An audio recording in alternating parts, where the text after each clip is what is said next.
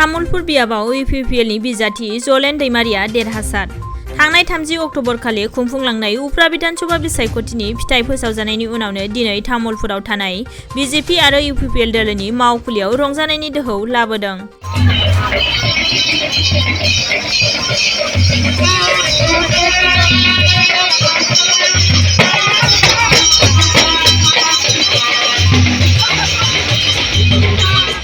बे उफ्रा बिधानसभा बिसायख'थिनि दिनै भटनि फिथाइ साननाय बायदियै गासै 57,052 भटनि फारागथियाव देरहासार जानो हानाय इउपिपिएल दोलोनि बिजाथि जलेन दैमारिखौ बियाबाव गाजा गोमजायै बरायो दोलोनि मावथि सोद्रोमा आरो मददगिरि रायजो राजाफोरा।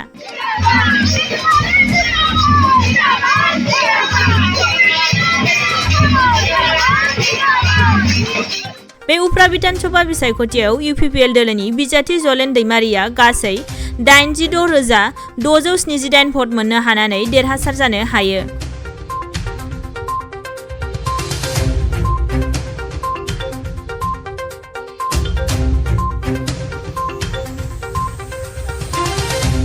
इउपिपिएलनि बिजाथि जलेन दैमारिया बिपिएफ हान्जानि थोंजों मदद मोननाय उदां बिजाथि गणेश कसारीखौ गासै 57,052 भटनि फारागथियाव फेजेननानै एमएलए महरै बिसायख' जायो।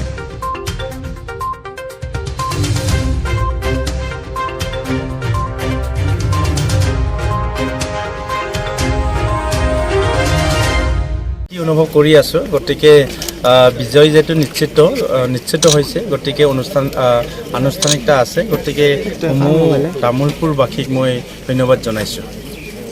হয় সমস্যা বহুত আছে আমাৰ সমস্যা বহুত থাকিলেও প্ৰায়ৰিটি বেচিছত আমি কাম কৰিম শিক্ষাৰ ক্ষেত্ৰত প্ৰথমে আমি কাম কৰাৰ কাৰণে প্ৰস্তুতি চলাইছো।